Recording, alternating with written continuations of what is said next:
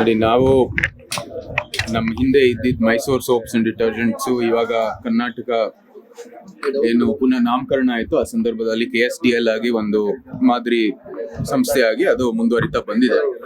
ಅವರು ತಮ್ಮ ಏನು ಮಾರ್ಕೆಟಿಂಗ್ ದೃಷ್ಟಿಯಲ್ಲಿ ತಮ್ಮನ್ನ ಭಾಟಿಯಾ ಅವರು ಬಾಲಿವುಡಿನ ಒಬ್ರು ನಟರು ಅಂತ ನಟಿ ಎಂದು ಗುರುತಿಸಿ ಅವ್ರನ್ನ ಬ್ರ್ಯಾಂಡ್ ಅಂಬಾಸಿಡರ್ ಆಗಿ ಗುರುತಿಸಿದ್ದಾರೆ. ನಮ್ಮ ವಿರೋಧ ಅಥವಾ ನಾವು ಏನಕ್ಕೆ ವಿರೋಧ ವ್ಯಕ್ತಪಡಿಸಿದ್ರೆ ದೂರಿ ಒಂದೇನೆ, ಇದು ಕನ್ನಡಿಗರ ಲಾಭಕ್ಕಾಗಿ ನಿರ್ಮಾಣ ಆಗಿರುವಂತದ್ದು ಸಂಸ್ಥೆ. ಮೈಸೂರು ಬ್ರ್ಯಾಂಡ್ ದೃಷ್ಟಿಯಲ್ಲಿ ನಿರ್ಮಾಣ ಆಗಿರುವಂತದ್ದು ಒಂದು ಸಂಸ್ಥೆ. ಹೆಚ್ಚು ನೀವು ಕನ್ನಡಿಗರನ್ನೇ ಗುರುತಿಸಿ ಕನ್ನಡಿಗರ ಒಂದು ಪ್ರೋತ್ಸಾಹವನ್ನು ಬಳಸಬೇಕಾಗಿರುವಂತದ್ದು ಸಂಸ್ಥೆ. ಈ ಒಂದು ತತ್ವದೊಂದಿಗೆ ಇದು ಸ್ಥಾಪನೆ ಆಗಿರೋ ಸಂದರ್ಭದಲ್ಲಿ ನೀವು ಕನ್ನಡಿಗರನ್ನ ಗುರುತಿಸಿ ಅವ್ರಿಗೆ ಪ್ರೋತ್ಸಾಹ ಕೊಡಬೇಕಾಗಿರೋದು ಈ ಬ್ರ್ಯಾಂಡಿನ ಉದ್ದೇಶ. ಅದರ ಜೊತೆಗೆ ಈಗ ಹಲವಾರು ಉದಾಹರಣೆಗಳಿದಾವೆ.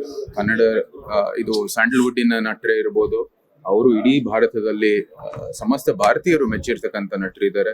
ಅದ್ರ ಜೊತೆಗೆ ಸ್ಪೋರ್ಟ್ಸ್ ಮೆನ್ ಕೂಡ ಇದ್ದಾರೆ. ಮತ್ತು ಇದೇನು ಬರೀ ಮಹಿಳೆಯರಿಗೆ ಸೀಮಿತ ಆಗಿರುವಂತದ್ದು ಒಂದು ಸೋಪ್ ಅಲ್ಲ. ಸೊ ಇದು ಬೇರೆ ಬೇರೆ ಈ ಜೆಂಡರ್ ವೈಸ್ ಕೂಡ ನೀವು ಗುರುತಿಸಬಹುದು. ಮತ್ತೆ ನೀವು ಅನೇಕ ಕನ್ನಡಿಗರೇ ಇದ್ದಾರೆ ಇದಕ್ಕೆ ಬ್ರ್ಯಾಂಡ್ ಅಂಬಾಸಿಡರ್ ಆಗಿ. ನಮ್ಮ ಕ್ರಿಕೆಟರ್ಗಳು ಇರ್ಬೋದು, ನಮ್ಗೆ ಯಾವ್ದು ಸ್ಯಾಂಡಲ್ವುಡ್ ಆರ್ಟಿಸ್ಟ್ ಇರ್ಬೋದು, ಇಡೀ ಭಾರತದಲ್ಲಿ ಅವರು ಪ್ರಖ್ಯಾತ ಅಂತ ಹೇಳ್ಬೋದು. ಸೊ ಅದಕ್ಕಾಗಿ ಈ ಸಂದರ್ಭದಲ್ಲಿ ಅವರು ಯಾರು ಈ ತೀರ್ಮಾನಕ್ಕೆ ಬಂದಿದ್ದಾರೆ ಅಂತ ನಾವು ಪ್ರಶ್ನೆ ಮಾಡ್ತೀವಿ. ಯಾವುದೇ ಕಮರ್ಷಿಯಲ್ ಇಂಟ್ರೆಸ್ಟ್ ಅಥವಾ ಕಮರ್ಷಿಯಲ್ ದೃಷ್ಟಿಯಲ್ಲಿ ನಾವು ಕೆಲಸ ಮಾಡೋದಿಲ್ಲ.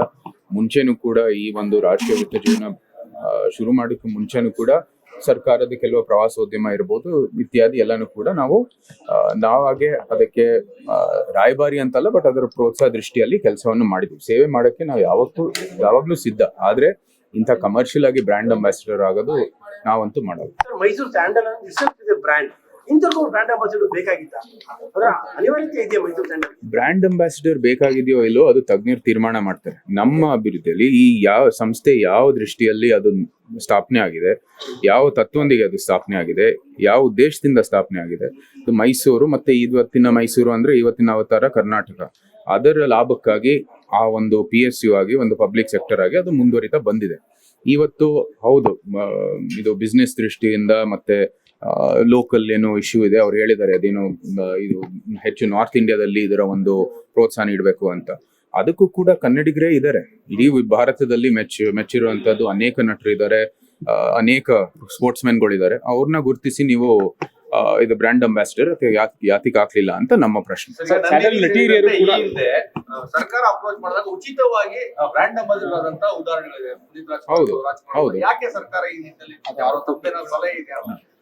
ಈ ಸರ್ಕಾರ ಆಡಳಿತ ಪಕ್ಷ ಯಾರಿದೆ ಅಂತ ನಿಮ್ಗೆ ಗೊತ್ತಿದೆ. ಅವ್ರ ಮನಸ್ಸಿನಲ್ಲಿ ಅಥವಾ ಅವ್ರ ಆಲೋಚನೆ ಬಗ್ಗೆ ನೀವು ಅವ್ರನ್ನೇ ಪ್ರಶ್ನೆ ಮಾಡ್ಬೇಕು. ಅವ್ರು ಏನಕ್ಕೆ ಈ ಒಂದು ಅಂತ್ಯಕ್ಕೆ ಬಂದಿದ್ದಾರೆ ಅಂತ ನೀವು ಅವ್ರನ್ನೇ ಪ್ರಶ್ನೆ.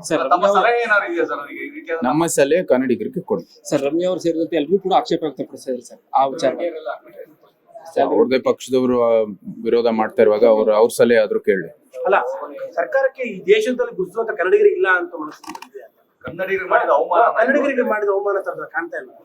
ಒಂದ್ ವೇಳೆ ಆತರ ನೀವು ಆ ದೃಷ್ಟಿಕೋನದಿಂದ ನೋಡಕ್ ಹೋದ್ರೆ ಹೌದು, ಅದು ಸತ್ಯನೇ. ಆದ್ರೆ ನನ್ನ ದೃಷ್ಟಿಕೋನ ಇದೇನೆ, ಸ್ಥಾಪನೆ ಆಗಿರೋ ಸಂದರ್ಭದಲ್ಲಿ ಇದು ಒಂದು ಕನ್ನಡ ಬ್ರ್ಯಾಂಡ್, ಕನ್ನಡಿಗರ ಬ್ರ್ಯಾಂಡ್. ಇದು ಮೈಸೂರು ಬ್ರ್ಯಾಂಡು, ಇವತ್ತಿನ ಅವತಾರ ಕರ್ನಾಟಕದ ಬ್ರ್ಯಾಂಡ್. ಇದು ಕನ್ನಡಿಗರ ಪ್ರೋತ್ಸಾಹಕ್ಕಾಗಿ ಶುರು ಮಾಡಿರೋದು. ಸಂಪೂರ್ಣವಾಗಿ ಇದಂತ ಏನೇನು ವ್ಯಾಪಾರ ಆಗುತ್ತೆ ಅದು ಕನ್ನಡಿಗರಿಗೆ ಲಾಭ ಆಗಿರುವಂತ ದೃಷ್ಟಿಯಲ್ಲಿ ಶುರು ಮಾಡಿರೋದು, ನಿರ್ಮಾಣ ಮಾಡಿರೋದು.